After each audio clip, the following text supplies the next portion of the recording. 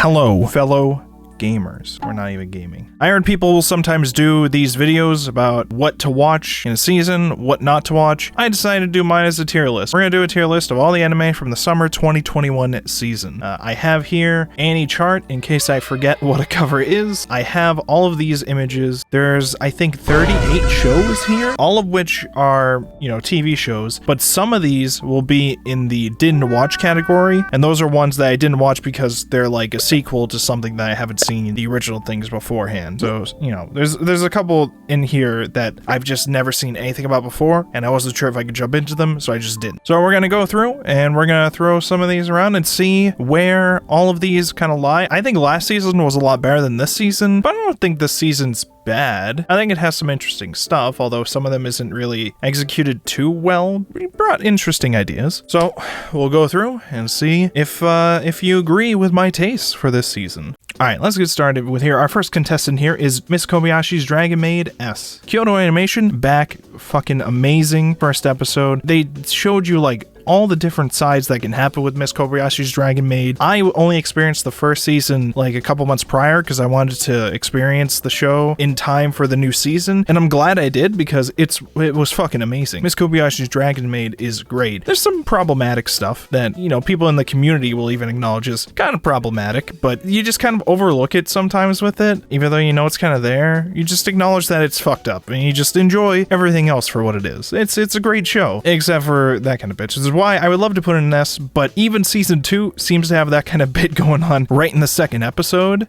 So it's almost an S. It's gotta go to the A. I'm sorry. It's just, you gotta stop putting some weird shit in there right towards the beginning too. What the fuck? Anyways, next up we have Life Lessons with Uramichi Onii-san, which was a really funny, like depressing comedy thing where this guy runs like a children's show. It's like an exercise children's show, and it's all like supposed to be fun, excitement, happy vibes with like hanging out with some kids on TV, and it's just a nice little kid show thing with this host who seems really, really like cheerful. The joke is he's actually really fucking gloomy and depressed over his adult life, and like it's not just him, there's several characters that are facing this kind of issue where, for the show and for the cameras, they're trying to be the cheerful characters that they're meant to portray, but they kind of keep letting it slip how depressed they are with their actual life, and the director seems to just keep letting that go on, and it feels like he's actually trying to direct some weird like artsy thing as a result. But the show, as a result of that kind of premise, becomes a really cool, like funny little like dark comedy, but mostly a lighthearted kind of deal. I wouldn't put it at an S because it gets kind of a little repetitive with those kind of jokes. There's only so far you can kind of stretch that kind of premise from what I've seen so far. I'd probably put it at a B. I think it's a solid B. It's something I definitely would watch, but I don't know necessarily at this point if this is something I would like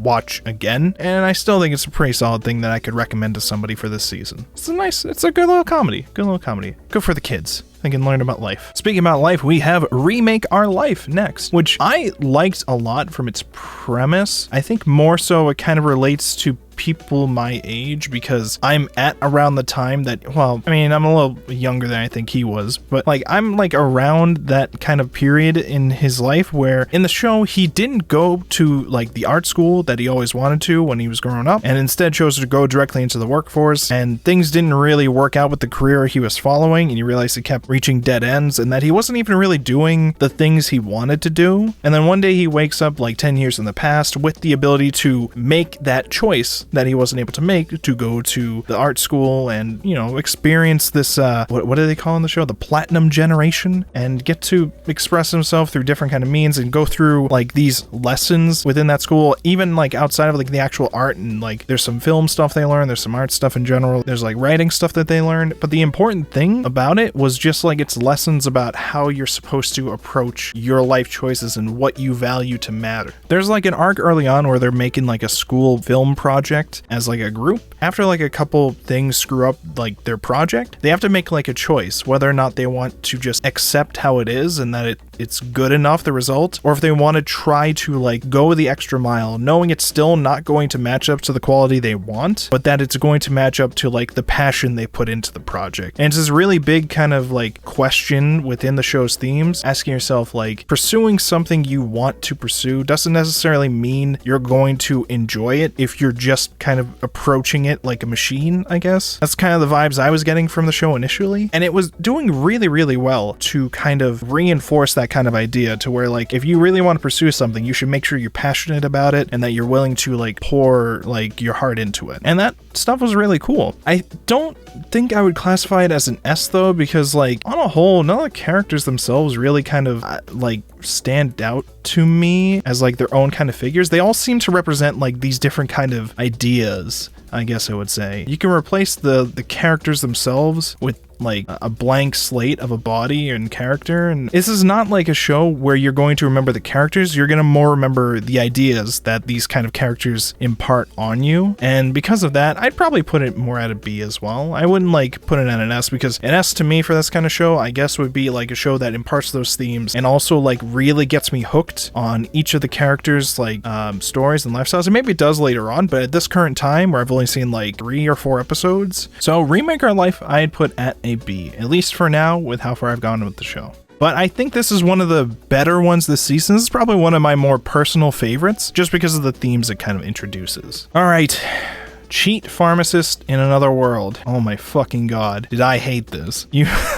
Like, this is a nice little cozy thing if you just want like a slice of life, cute art looking like isekai. I was so fucking bored out of my mind. I couldn't wait to be done with it. I think there was only like one funny like couple jokes that I had with the first episode, but overall it was not enough to carry it for me to want to continue it. I'd put this at a fucking F, but maybe that's just because it's not for me. I could definitely see why people would be interested in it. I just don't like it at all from like a concept. I think also in the first episode, I remember thinking that like he got really popular in the town because he made like a drug that tasted good. He made like a healing potion that tasted really, really good. And I remember thinking, isn't there a reason why most medicines that you drink are supposed to like not taste good? And isn't that so that they don't like get addicted to them or like overdose on them or some shit like that? I don't know if that's actually true. I think I just kind of always assumed that, but it kind of rubbed me the wrong way, that kind of idea. But again, it's just a slice of life, enjoy fun times isekai, so what the fuck, I don't fucking care. But it's just not for me. It's not for me. Maybe it's for you guys. It's not for me. I was bored to shit. Love Live Superstar. Now this one's like the newest entry for Love Live, I guess. I've never watched any Love Live anything, and I don't really intend to anytime soon. However, so I haven't watched this yet because of that. However, I've been informed recently that this is kind of like its own standalone thing, and that I might be able to just jump into it having not watched any other Love Live. And if that's the case, I might, because I've seen a lot of like visuals of this anime so far, and it looks pretty nice to me. It looks like something I'd want to watch just visually at least. I have no idea if I'll connect with the characters and the messages, but I don't know. It looked nice, but didn't watch it yet. Sorry guys, didn't watch it yet. The biggest idol show I think I've seen is Zombieland Saga. That's about it.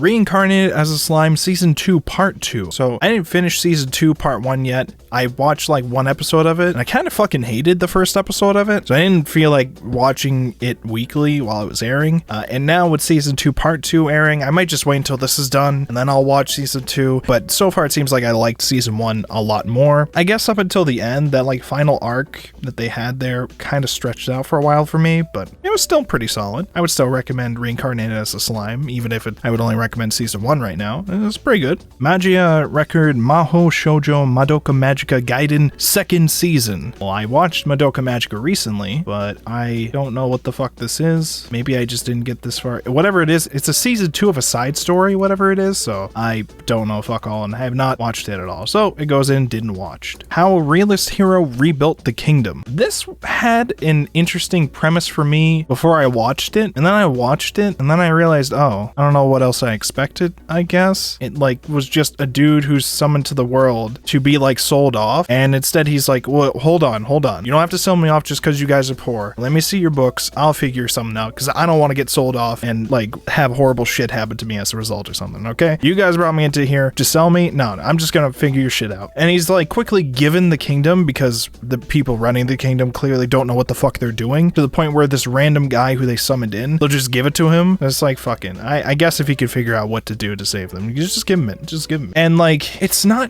doesn't have that great comedy. I think I watched a video from Mother's Basement where he kept talking, obsessing over like the Yu-Gi-Oh reference at the end of the first episode. How a realist hero rebuilt the kingdom failed its first one pretty hard for me with that title alone, but passed its second with flying colors by dropping a pitch-perfect Yu-Gi-Oh reference. Which I thought was funny, but not like at all enough of a joke to like hold this series at all. And I guess it probably makes other weird references like that later on. Maybe it makes more Yu-Gi-Oh references for all I know, but I don't know. I didn't care much for how the concept was executed as an anime. Maybe I'll enjoy it more as a light novel, but for now, I give it a D. Mother of the Goddesses Dormitory, I think this was called. This was basically almost a hentai. This was like an ecchi thing. I think there was also an uncensored version of it where like you got to see everything. This is pretty much like a hentai kind of thing. It's not full on hentai. If anything, it's just like a lot of very, very ecchi jokes and then half naked college girls, I guess. But the problem with it's got funny comedy. It's got nice waifus, really nice designs with them. I really like how they're designed. The problem is just how the main character is like a fucking middle schooler boy, and then there's even like a middle schooler girl who shows up, and they're like very, very fucking sexualized, and it makes me feel fucking uncomfortable. Real fucking uncomfortable. I'm not gonna lie to you. It's unfortunate. I actually liked like the design so much, and I liked the waifus a lot. And then we just did. I wouldn't even mind if it's like just a little ecchi, but we're just being ecchi towards like middle school characters, and it feels fucking weird to me. Maybe if they were like high school characters, I'd understand. They're like literally middle school characters, I'm pretty sure. This feels fucking weird. I don't know. I guess I'll give it a D. It's got good comedy, good waifus, but stop fucking kids, please. I beg of you. All right. My Next Life as a Villainess Season 2, or I think it's called My Next Life as a Villainess X or something. I was not a huge fan of the first season. I liked the concept a lot. The concept, if you don't know it, is that a girl gets isekai'd into her favorite otome game that she like knows everything about. The problem is she's reincarnated as the villainess in the game, and her character, she knows, is like doomed to like horrible fates at the end of the game, depending on how the protagonist plays the game. Either she's killed or exiled or something, and either way she's trying to like either prepare herself for one of the endings or prevent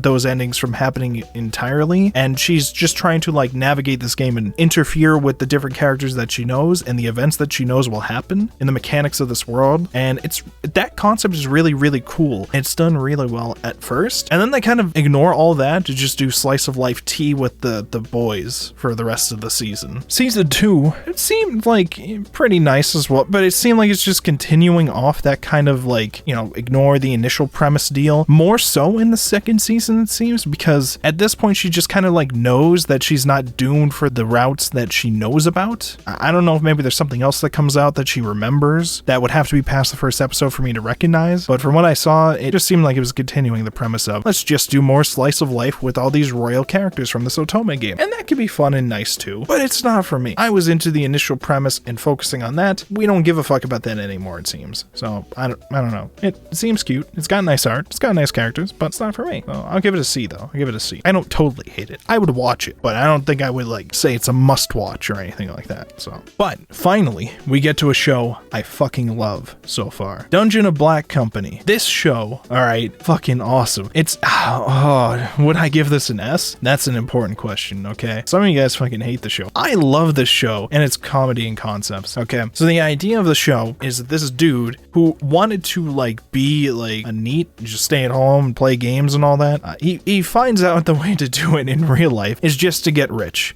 yourself, to like claw your way to the top. He explains that he just like, he buys property and then rents it out and then like delegates the work for all those places to other people, and eventually he just becomes this like 1%er dude just from like clawing himself there. It doesn't like explain the details of how he went about doing all the steps he had to take to do that. It just kind of says like, I won at life by becoming the top to the point where I could just stay at home all day and just play games and stuff because I didn't want to do that shit. He basically basically became Jeff Bezos, but kind of like a shady Jeff, although I don't know, some people would argue Jeff Bezos is already shady, but when he's brought to this other world, it's an isekai, in case you didn't know, where all of that kind of wealth that he just bragged about having is just kind of taken away from him, and now he has to start back from like literally like mining in dungeons with like people that are working slave labor wages and are getting super fucked over, and if you like die on the job, you like owe money for like your corpse removal, like those kind of deals would happen in this world. And he's kind of like doing his shady like ways of climbing to the top even in this kind of world, and I really love like how it's executing that and the comedy that kind of creates. That's definitely my kind of comedy in more ways than one. So I really love Dungeon of Black Company so far, and I can't wait to watch more of it, and I think you guys should give it a try as well. That's what I say. Fena Princess Pirates? This is like a Crunchyroll original that I think came out recently, so I haven't actually watched this at all yet. Although I very much can. Nothing stops me from doing it. I just kind of forgot to because it only came out recently. So I'll have to give that a chance. Probably sometime this week, we'll see. The Idaten Deities Know Only Peace? This one, fucking amazing animation, really cool colors, awesome characters in this like dark world where like, well, technically speaking, they're supposed to be like, the gods in this world are supposed to only know peace in terms of like, I think no like demons or ogres or whatever are like attacking everything. The world is actually still fucked. There's like evil like warlords and like villages being constantly destroyed or something, but our main characters are like gods who actually don't really give a fuck, or they're like kind of indifferent to the humans, so they don't actually care about that. They just want to like care about their own survival and just fighting whatever weirdness might be waking up after all these years from all their peace that they know. But the animation is amazing. Fight scenes were fantastic. The ideas that I was seeing with the first episode, really fucking cool. But the first episode ends with this weird, sudden, out of nowhere, like rape scene that did not at all need to be there at the end of that episode. It felt really weird. Why was it there? Like, I guess it showcased that like the world is not actually at peace, but like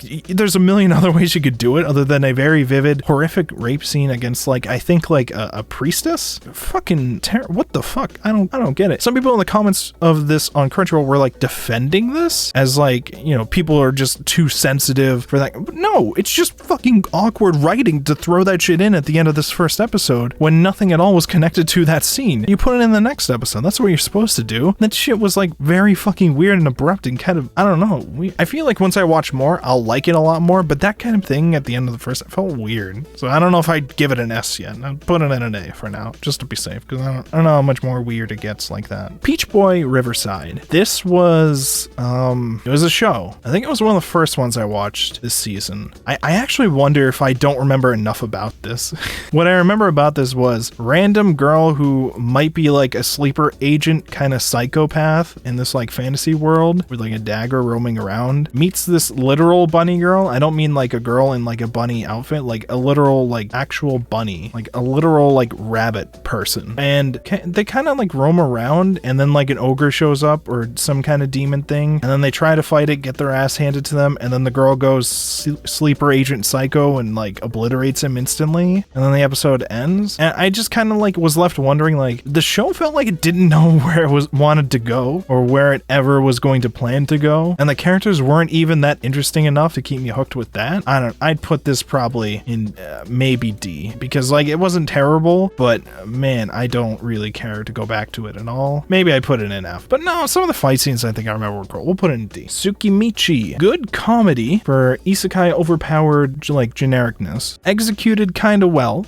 with its comedy from the first episode. Pretty solid with how it executed it. It's just, it follows all the same beats of generic comedy, overpowered character in another world kind of stories, but it just had some pretty solid comedy to like go along with it. But that alone's not enough to keep me watching it. I mean, they do throw in waifus later from what I understand, but that's not, I'm sorry. They gotta be real good waifus to get me in, and I don't know if the ones for this are that good from what I've seen of photos. So I'll leave it in C, I guess. Good comedy. Pretty solid. Kageki Shoujo though, that's the one that I like more this season. It's stories about high school girls in theater school, and all the different issues that they end up going through. It deals with a lot of really interesting themes and very sensitive issues that I'm sure plenty of women would have to deal with at certain points in their life. We got stuff like eating disorders that are like taking over some of their lives because literally they're like in school for theater and their image is actually like a huge problem. So like one girl develops an eating disorder and that becomes a very like horrific thing to kind of watch her spiral down through. There's another girl dealing with stalker issues from her like past life as an ex-idol, and her like idol career was kind of ended by like accidentally letting it slip that some guy who shook hands with her at an event was like a fucking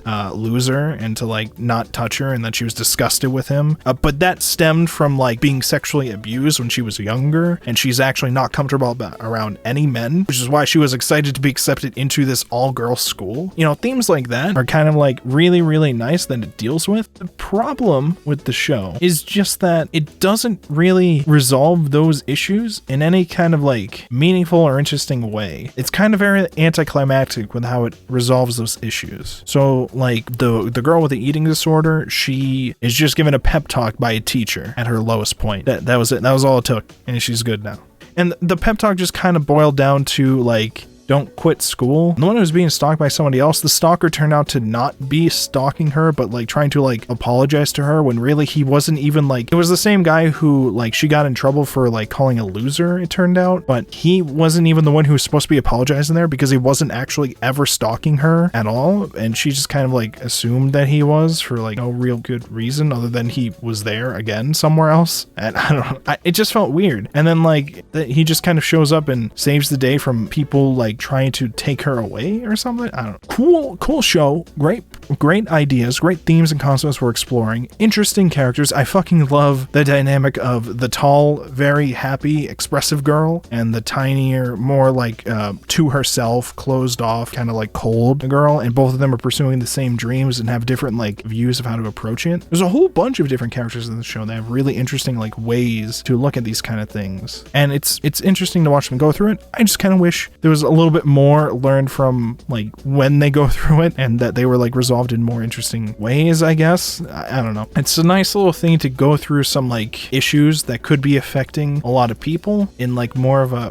feel-good kind of way, because this show is overall like a pretty cheerful thing when it's not like showing off the dark like traumatic past of some of these characters before it jumps to like the cheerful anticlimactic kind of resolutions to it. So I'd probably give it a B, although I kind of want to give it an A. It's tough. I definitely want to put it in a C. We'll put it at a B. We'll keep it at a B, okay? Getter, Robo, whatever the fuck, I have no idea. I've never watched a Getter, Robo, anything in my life, so I have no idea. Nighthead 2041 was like a full 3D CGI, like sci-fi deal with like psychic people in this world that were like put into mental facilities or something like that to be experimented on. And some of them like escape from it and like start going crazy in the city. I think I remembered it having really cool parts that I liked, but then overall it was not really like a kind of show that I felt like I would give a shit about watching continuously. I don't know if maybe the 3D CGI had to deal with it, or I'm not entirely sure. It's hard to say. I'd probably give this maybe a D. Fuck. We'll give it like a C. We'll give it a C. It had really cool sci-fi elements that I remembered, but I think it might have just been a lot of the 3D CGI that just didn't kind of like vibe with me too much. But there was a cool scene with the psychic characters in the bar dealing with some guy who's trying to like start shit with them. I thought that was pretty cool. I'll give it a C. I'll give it a C. What is this? Idolish 7 or whatever? I don't know. This would be Idolish 7. I didn't watch that, or whatever this is. I don't know what you are. Death Battle in 5 seconds. I think there's like 7 different ways to say this anime's name. I'm all for death game animes, okay? Some of them can get really dumb. Some of them have really interesting premise. Some of them like start off really well and then end up going to shit for the end. Most of them actually do that because most of them have like way higher ideas for the themes or messages they want to try to convey than what their story can ever tell. And this one definitely feels like it's going that route, but also feels kind of like dumb in like what's its selling point. Like this one's selling point is just that it's a death game. Like the meaning of the title is that you're supposed to be put into these death game matches with other people and you have to battle them within 5 seconds of meeting them, which doesn't really like make it stand out at all in any way, shape, or form. Like, the title makes it sound like there's going to be constant matches over and over and over again, like in a row, and you only get like 5 seconds in between each match or something. That's not at all the case here. All of them are like pre-planned. There's like hours in between them. The only kind of gimmick, I guess, is that everybody involved with this death game is given a random, weird, like overpowered ability to utilize within these games, and only that person initially knows about it. So there's a lot of like interesting mental stuff that they have to do to like outsmart the other person, or figure out what their ability is before they can do anything, or figure out what their ability really is. Like, there's a bunch of people like that will lie to you, make you think their ability is one thing when it's actually something else, or it's that but with like an extra gimmick that you didn't know about. It's got a lot of like interesting concepts that I can play with that, but I feel like it didn't do really well with finding like a way to sell itself apart from all the other death game animes. The title definitely doesn't help with that. I'm sorry, that was a fucking terrible title to give this thing. But the actual concept, once you get into it, where it's like everybody has a random ability and they have no clue what it is, like that's the kind of stuff that makes me interested in things like tournament arcs, where like you know what the main characters that are entering the show, what their abilities are. Like in Hunter x Hunter and My Hero Academia, you know what some of their abilities are, but you don't necessarily know what the person on the other side's abilities are, and sometimes your character doesn't know either, and you have to just kind of like figure it out as it goes, and sometimes you might get fucked over just because you didn't figure it out in time. That kind of stuff is interesting to me, and then they have to like power through that, learning as they go, and that kind of stuff like adds like an unpredictability to some of these like tournament arc and death game stuff in an interesting way that appeals to me. That's something that I really like. So I like that they took that concept and did this here, but like, I don't know, it's not very good at selling itself. Give it a B. Girlfriend, another one I really like. I definitely wouldn't give it an S. This is a trashy rom-com, well, probably one of the more trashier rom-coms than you can get, where the concept is this guy is dating red-haired girl, and he finally got to like be in a relationship with her, and they're going really well together, and then he one day meets blue-hair girl, and blue-hair girl confesses to main character Kun, and he says, damn, you're so cute, but unfortunately I'm already dating somebody else. But you know what if I date both of you? No, I can't do that. That would be cheating. But what if I ask my girlfriend? What if I ask my girlfriend if I can date both of you at the same time? Checkmate. That's what we'll do. So he like introduces the blue-haired girl to the red-haired girl, and before you can even like ask that question, they like hang out for the day, and she grows to like the other girl as like a friend, and then he asks the question, and it's immediately like, what the fuck are you asking me? You had me hang out with this girl all day just to ask if you can date her and me at the same time? What the fuck is your problem? What the fuck is this weird shit? And she, for some reason, like agrees to do it because she doesn't want to like leave him or like have any issues where like he ends up having to cheat on her or something like that. Some weird logic like that where like she ends up staying with him and establishing the premise of the story, and they all end up living together to continue this premise real fucking quick too. It's okay, main character Kun's parents happen to never be around, it's home alone, and they can all just kind of move in. Why fucking not, I guess. I don't know. So these three characters are like all living together, and by the way, the opening, I like the opening song and the visuals, but it does all these like love triangle symbolisms as if there's going to be only 3 of them. We know there's more than 3. We see 4 girls on the cover. There's more than 3 people involved in this kind of like thing. Okay. And so I've only met up to like the 3rd girl at this point. The 3rd girl's like a YouTuber / streamer type girl, and she's all the girls are kind of insane to a certain degree in the show. The blue hair girl literally has been devoting like an insane amount of hours of her own life into like weird obscure shit to like please the main character before he even knew she existed. That kind of level of insanity happens. And the streamer girl immediately meets them, finds out they're in this weird situation, which by the way, they don't want anybody to know about their situation where they're dating both of them at the same time, I guess, because high school rumors or some bullshit. They want to keep it a secret. Blonde hair girl finds them and is like, hey, I'm gonna tell everybody at the school unless you date me too or something like that. And he's like, well, no, because I don't want to do that because the other 2 girls aren't comfortable with that. I don't even know if I'm comfortable with that. I literally just met you. I think I'll pass on that. And I think she tries to do some other bullshit to like convince him for a while, and they just all keep saying, no, go away, crazy lady. And they go back home, and then she fucking sets up a tent outside of their window and is like, I'm living here outside of your house. I'm staying here until you fucking confess to me or whatever. And she like literally stays out there camping like that for like several days. Jesus fucking Christ. Holy shit. I thought the last girl was crazy. Of this boy, you're making like a makeshift shower at this boy's fucking like side yard. It's, oh my god, it's so insane. But it's that kind of like insane comedy that's like makes these kind of rom-coms fucking amazing for me. I love that shit. Okay. I like D-gen rom-com trash. and I'm tired of pretending I don't. So, Girlfriend. Fucking hilarious, trashy rom-com if you're into those. It's just kind of like a little weird that like the first kind of openly polyamorous relationship animes that got popular just kind of like has this kind of weird vibe to it where it just keeps saying we're doing something really, really bad. Well, no, open relationships are things that exist. Polyamorous relationships exist, especially now more than ever, I guess. But they keep wanting to push this idea that this is wrong. We have to keep this a secret from everybody. You don't really. It's kind of embarrassing if like people in your high school find out that they might make weird jokes or something. But like this is something to like keep saying that you're ashamed about. But it's nice though because they communicate those kind of feelings with each other and they're just open about like all that kind of stuff. It's a nice little fun D-Gen rom-com trash show. Watch it. Somebody commented on one of my videos just now. I just got this on my phone and they said I seem like a furry. Am I a furry? I don't think so. Just because my name's Wolfborg, okay, doesn't make me a furry. It never happened, never will be. I'm sorry. I just thought the name was cool when I was 13. Literally, that's all it came from. Gensouki Spirit Chronicles, fucking trash, absolute garbage. Did not give a fuck about anything I watched, but I will tell you the one thing it had that was awesome that it introduced. It introduced the new meta for isekaiing your protagonist, okay? So usually the isekai will come from like truck-kun of some kind, or bus-kun, or something, you know, something similar.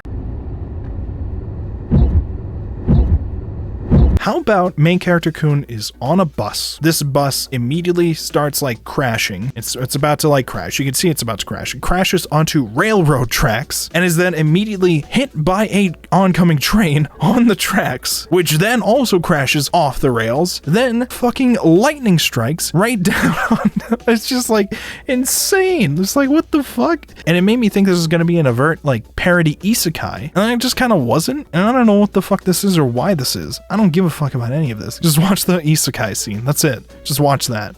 And then close it. I'm standing on a million live season 2. I don't know why the fuck any of you watched season 1. I watched the first episode of that. It was just a worse written Konosuba. I'm sorry. It just was. I didn't give a fuck. Record of Ragnarok. I liked the concept a lot. The concept is what I've always kind of wanted. This awesome, really awesome death game tournament arc like thing with these cool characters pitted against each other. In this one particularly, it had the like benefit of using existing historical figures or like mythological figures that were like popular. So you have the gods on one side and you have historical human figures on the other side, and they're battling to see if humans are worthy of existing for another like 1,000 years or something like that. Awesome fucking premise, amazing art. The only issue that many people had pointed out was the animation quality of some fight scenes, particularly one fight scene between Adam and Zeus. It was a little, this is PowerPoint. It's worse than PowerPoint. It was like, it's you know those like Adobe Premiere like memes people will do where they like rotate shit around and record themselves like moving an image on their screen in like Adobe Photoshop or something. However, as terrible as people made that shit look like on fucking Twitter with that one clip, the problem is that was like one scene of one fight, like 9 episodes in on like an 11 episode anime or something like that. And like, it's unfortunate that that happened during one of the coolest fight scenes that's ever supposed to happen, but everything else I thought was fucking fine. I think the only other thing I thought was boring was like a flashback scene for Thor's character at the beginning. The main thing is just that you're going to love the fucking concept. The concept is amazing. You're gonna like the art. You might want to read the manga instead. I would definitely recommend reading the manga at least, but I don't think you have to like shy away from the anime itself over one cut of one fight scene 9 episodes in. I think it's still fucking amazing despite that. Like every character, even on like both sides, they build up their kind of like backstory stuff in the middle of the fight and they make them out to be amazing. Like you don't, even if you don't know some of these characters or like their historical importance or anything like that, it paints you this awesome picture of this character that works in the context of the fight that's going on. And you have these pairings that you're already told are going to happen later on. And you're just like, how is that gonna work? Like this leads off with like the teaser for the second season of the anime, which has already been confirmed by the way, being the fight between Hercules and Jack the Ripper, which is a fucking amazing fight. I read the fight in the manga already. It's fucking awesome. It's one of my favorites in this entire series. I can't wait. It's such an awesome like series and concept. I highly recommend it, but it's gonna get a B because of the animation issues. We're gonna give it a B, but it's fucking awesome. This is the honor at Magic High School or something. I don't know fuck all about the original show. You getting the Aquatope on White Sand. again. That's what this is. Really nice art, visually really nice. You got these nice, I'm pretty sure this is like a Yuri story. This is like a slice of life deal, coming of age at like a aquarium with these girls who are like trying to find like correct courses for their life. So it's like a nice little thing dealing with that. The first episode didn't really give me too much to like want to stick with it. It seemed really, really interesting with the concepts it could go into. But I don't know, something about how the first episode portrayed itself, like it looked nice, but thematically, I guess it didn't pull me in. Writing wise, I wasn't really pulled in. Maybe I'd put it at a C. Not bad, but it didn't really pull me in. Might be something I go back to when the season's done. I could definitely see that. The detective is already dead. We have a couple things to say about this, okay? A couple things to say. First episode was the only thing I watched so far, okay? So keep that in mind. I have seen clips of this show at like a concert where like the glow sticks in the background. Oh boy. Maybe that clip will be up on screen right now. Oh boy. That's something that apparently happens in this show. The first episode has like one really cool cut of Sakuga in it, in this like plane scene that makes no fucking sense and is one of the dumbest fucking scenes I've ever seen, and not even like dumb in a fun way, just pure dumb to establish the character, I guess. But the first episode after the plane scene, when it gets into like the second half, it was like a little better with like how we were going about telling our story, but even then not too great. But technically maybe I should be like waiting until the second episode to really give my verdict on this, because the whole concept of the show is supposed to be about how like the main girl, the detective girl here on the poster, like is literally dead after the first episode, and the rest of it is about like the boy who like was her assistant and like some other girl going on cases that I believe are like supposed to be related to her and her death or something. I hear good things about the series. I'm not exactly sure yet if that means I'm supposed to go read the light novel instead or something. I don't know if there's a manga, but maybe I'm supposed to read the light novel instead. The anime had like the really good Sakuga shot in the plane scene. The plane scene itself was really fucking dumb. I'm sorry, it just was. Main girl is just like kind of on the plane, happens to be sitting next to boy who was like shoved into a car and given a case and told to get on a flight at random. And, you know, it's supposed to be a whole part of this like main character girl's mastermind. Oh, and then the plane gets like hijacked, and immediately like the detective girl is called up to the cockpit to talk with the guy who's hijacking it, and he just like lets her talk him out of like wanting to kill everybody for no reason other than like just to fuck around in some weird spirit organization thing in the works or something. And then an arm comes out of his face and attacks her, and we're shooting guns on a fucking plane.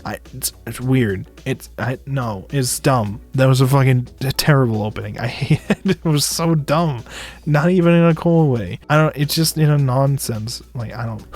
But it's got waifus. What do I know? It's got waifus. It's got waifus on the cover. It's got a waifu right here on the cover. She's got white hair. She looks like a waifu. It's waifu. It's one of the more. Look at this order. This is ordered by popularity. It's like number 4 here. You guys fucking love it, I guess. What do I know? I don't know shit. I'll put it at C. Okay, how about that? I'll give you guys a little something. I shouldn't, though. I should put it at a D, but I'll leave it at a C. It had potential. I'll give it that. The Duke of Death and His Maid. I loved this when it wasn't going into the sexual harassment joke 24/7, okay? The premise is this boy, who is like the duke of like this wealthy family, is cursed at a very young age, and everything he touches dies. So kind of like a King Midas thing, but like more of a curse. Well, I mean, even King Midas was kind of a curse. So it's kind of like, you know, a King Midas like thing, but it's a romance story in this sense, because everything he touches will like be killed, and they've been doing these tests with like plants and stuff to see like what will be affected by his touch. And it seems pretty obvious that like you need to have like very thick clothing to not kill somebody with his touch, is pretty much what they've established. Like really, really thick, or like literally armor on his outside to not kill somebody with his touch. But his maid, really fucking horny for him, really like wants to keep tempting him to touch her. Is like, she seems to really, really get off in the excitement of like almost being killed by this duke, and she keeps fucking sexually harassing him, and he literally keeps calling it sexual harassment, but we keep pushing that joke over and over and over again. And maybe it'd be funny like the first couple times and then we brush it away. It like happens so many times. But when it's not focused on that, you have a really dark and deep story about this guy getting fucked over by this curse immensely. None of his family wants to talk to him. He was kicked out and thrown into some random like other mansion that they happen to own, away from literally everybody else but his like his maid and a butler, I guess. He's not even able to take care of this new cat that they get in the mansion, because if he touches the cat, it will die. So it's like you can't even take care of that thing. All of his like past friends will when they come to visit him have bodyguards to make sure that he doesn't touch them because they're terrified of him, and he just wants to he's like a nice dude. He just wants to go back to not being cursed.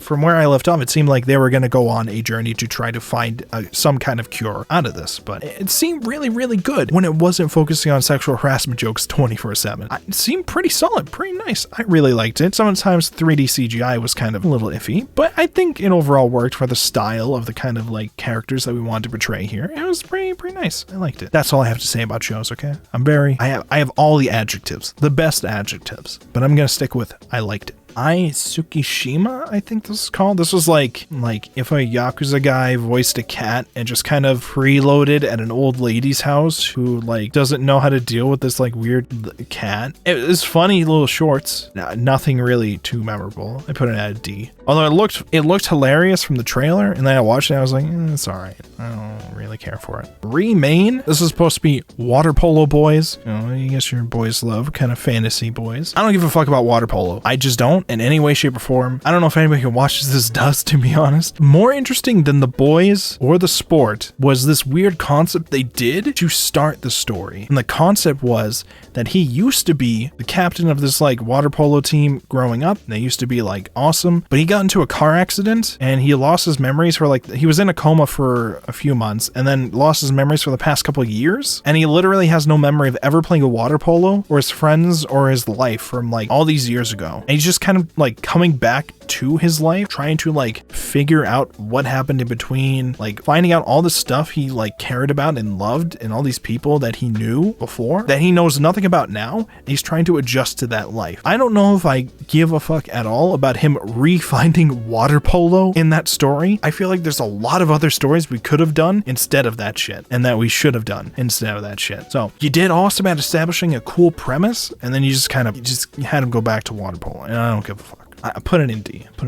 D-side, whatever the rest of the title is. I couldn't give less of a shit. 3D CGI, very uninteresting. Sci-fi, I think transforming? I think they transformed into magical. I can't say magical girls. It was just I think, is this based on a game or something? I didn't give a fuck about most of it. I'd probably put it in the don't remember category. I don't remember much about it at all, and this is probably lower than F. Higurashi Sotsu. I think this is the newest season of Higurashi. I haven't watched any of Higurashi past the first season of the original show. The reboot, I just want to go on a quick rant here, okay? Fuck everybody involved with announcing the Higurashi reboot, remake, or whatever, only to troll us and reveal in the second episode that it's not a reboot and that's a continuation from the show from years ago. Fuck you, fuck you, fuck you. I didn't want to have to go back and watch those episodes. I was excited that there was a reboot airing, so I didn't have to go back and watch the second season of the show. I could just jump into this new one. No.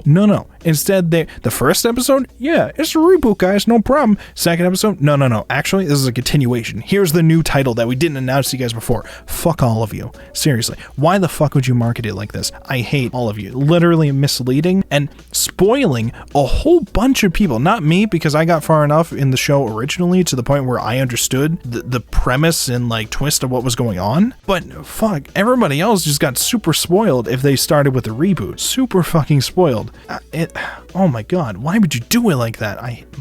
It's super cool for fans who did watch the original show or play the original visual novels, but if you haven't, you just got super fucking spoiled. It's fucked. Why would you? It's so fucked. Why would you do it like this? Scarlet Nexus. I feel like I should play the game. The game looks cooler than the show did. I wasn't too interested with the show. It's Scarlet, and there's sci-fi shit. It's red. It's red. Give it a D, I guess. Oh man, I'm gonna really have to move some shit around once we're done with these 4, okay? Some of these D's are getting demoted, so I can tell you that right now, okay? Case study of Vanitas. There's these 2 boys, one of which is a human, one is a vampire. The human boy is like a very curious guy. I think it was like taller than the other one, and he seemed like a chill dude to hang with. The vampire guy, kind of fucking crazy. He's like a wacky crazy guy, and they're going on this like kind of journey together to cure vampires that have fallen into this kind of sickness and end up going crazy. I'm not sure if that means curing them from being vampires or curing whatever sickness is affecting vampires. It's probably gonna be something like the second one, but there's probably gonna be something in the story that it's just like somebody's solution is to remove and cure all vampires, and it's probably not gonna be the thing that they want, you know, that kind of story. But it's got the vibes with the boys. Watch the opening for this anime, you'll see exactly what I mean. And by the way, that song is fucking amazing. And you just like, it shows, the opening just shows like the boys hanging out with all these like fun expressions with each other, walking around like Paris and shit. And really, really, really cool visually. Seems like they're gonna work in like very fun ways together, these 2 boys. It's not entirely my kind of show though, which is why I'm not like watching it right now fully, but I might watch it once the show is done airing. So we'll put it in C for now. Sonny Boy, this is another S. Okay, this is another S that I have this season. Every episode is a completely new, different, unique, thematical experience. Every like episode feels like its own little mini passion movie. It's supposed to be this kind of journey where all these kids are suddenly like taken out of their original world and they're brought through like a series of weird, obscure, like different places with different rules that govern all of them as they go along. Some of them have overpowered abilities that they understand and can use in these kind of worlds. Others don't, but like they're all kind of affected by the rules of the worlds that they end up in. Like at first they're in like the school, but it's in like the void. And the rules of that is that you have to obey the rules of the school, otherwise you have to do a penalty if somebody calls you out on it. And that kind of rule is abused by a power-hungry character who took it upon himself, or I think he was voted to be like class president, and then it kind of went to his head. And that kind of, you know, rise to power by abusing like the rules in that kind of way, because it was just going to his head and he was just calling people out on their shit to like keep them in line in like some authoritarian way. And then he gets his comeuppance, and then people are starting to like challenge like what's going on, like how they're ever gonna like get out of there and go back home. Meanwhile, some people are just like trying to use their powers to like fuck over other people, and they're trying to be like, oh, should we establish some rules? We got like a little Lord of the Flies things going on at first. Actually, we have that kind of vibe going on throughout several episodes later on as well, because it is a survival thing. They don't know what's going on. They're finding supplies and stuff every now and then. They're having bad things happen to them in these different worlds depending on what kind of things they're dealing with. Like they're on an island at some point and then they find out this obscure rule where if they give someone something, they have to like exchange some kind of thing for it, like money or something. Otherwise it's going to catch fire, and this becomes an issue where everything just lights on fire and everything's burning, and that's not good to have. It's not good to have everything burning. So they develop like a cryptocurrency for them to use amongst each other to like trade items without burning the island. It's really fucking weird, but kind of fucking cool. And they go into these kind of weird but cool concepts with every fucking episodes. One of the most recent ones I watched had to deal with a fictional monkey league of baseball. It was one of the coolest baseball episodes I've ever seen ever in anime, where it just talks about this like fictional league of all this lore of these apes who learned and played baseball in this world. It's fucking crazy, and they didn't even show it too much on screen, but the idea it presented with it and the thematical stuff it ties to with the episode was really fucking cool. It's just so hard to explain like how this show is able to pull you in with these cool bizarre concepts to the point where you don't even really care so much about like their journey back home. You just want to find out more about these awesome worlds and the different rules and how it plays into the issues some of these characters are dealing with. It's so amazing. One of my favorites, and it looks cool and experimental along with that. So fucking cool. Go check out Sonny Boy. If you don't do anything else this season, check out Sonny Boy, please. I beg of you. The great Jahy will not be defeated. It's like a more ecchi The Devil is a Part-Timer, where it's a reverse isekai, where an overpowered demon from another world gets brought into our modern world, and they have to kind of survive in that world, you know, through like paying rent by getting a part-time job. The difference between this and The Devil's a Part-Timer is Jahy is like a demon girl from another world who sometimes is portrayed as this like big hot like demon lord waifu, and other times like a literal lolly just trying to like survive in Japan. And its comedy is good sometimes, but I don't know. It definitely doesn't have the same kind of level of its comedy that The Devil's a Part-Timer had, in my opinion. This show just made me want to go rewatch The Devil's a Part-Timer, to be honest. But it's an alright show. I can see why people would be enjoying it this season. I don't know if it's mostly has to do with the hot waifu like side of her or something like that, but it's the show. Isekai, everybody loves the isekai. Just say isekai 5 times. We got so many isekai this season, but just say isekai and waifu, and then everything will be fine. I give it a B. This is how I initially have this list set up. Now I'm going to make some slight adjustments and see where we end up with in the end, and then we'll go over the list one more time. Jahy, Vanitas, we're dropping Detective. Detective's going down to a D. I'm sorry, it just is. This one didn't give me much. I guess leaving it as a D is like, put it on an F. I didn't give a fuck. You go to an F2, okay? You go to an F2. I'm sorry. Peach Boy Riverside, you didn't really, when I think about it really, I don't give a fuck. I didn't care. I'm sorry. And like, even some of the ones in F aren't terrible. I just don't give a fuck at all in any way, shape, or form. You would go to D. Maybe it's stuff that like I like hated would go into F. Stuff that like I thought was cool but was kind of boring might go into D. Villainess stays in C. Jahy stays in C. TSUKIMICHI goes to D. Villainess stays in C. Ragnarok goes to C. Awesome. No. Ragnarok stays at B. Girlfriend. No, I should put girlfriend in S. I should. It's like one of my favorites this season. It should go into S. I've rethought it. It's going into S, okay? I love it. I love it so much. Okay, now that I've rearranged them, we're gonna go over the finals in the list. This is the order. By the way, the order of like what's the first in S, that doesn't matter. It just literally, they're just in S tier. They're not in any particular order other than the actual letters, okay? Just wanted to clarify that. We'll start from the bottom. We'll go up, okay? That's how we'll do. I didn't remember fuck about D-Side. I'm sorry if you're a big fan of D-Side. I don't know anybody who watched D-Side other than me. It's no. So in the F tier, we have Cheat Pharmacist in Another World, Gensouki Spirit Chronicles, I Tsushima, Peach Boy Riverside, and The Detective is Already Dead. In the D tier, we have How a Realist Hero Rebuilt the Kingdom, Mother of the Goddesses Dormitory, Remake, Scarlet Nexus, Aquatopon White Sand, and Nighthead 2041, and TSUKIMICHI.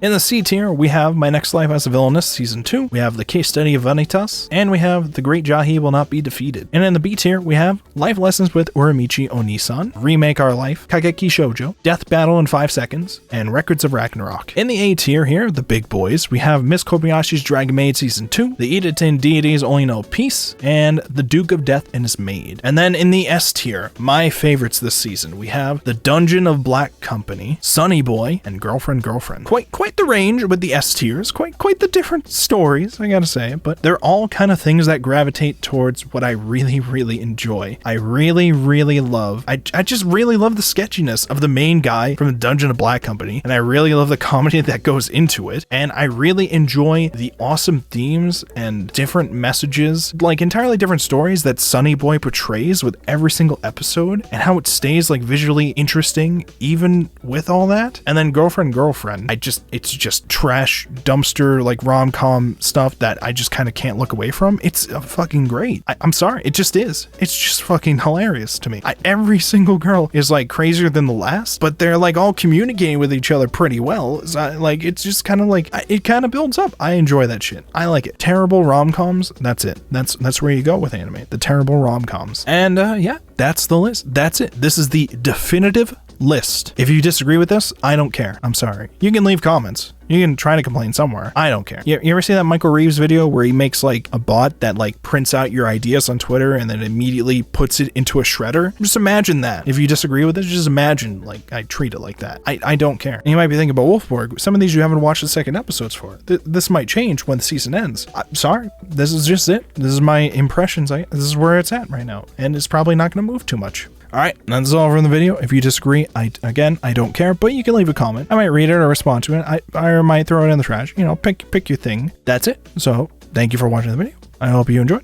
You leave a like, you subscribe, you follow me on Twitter, Discord, Patreon, I don't fucking know. And that's all, everybody. I'll talk to you later.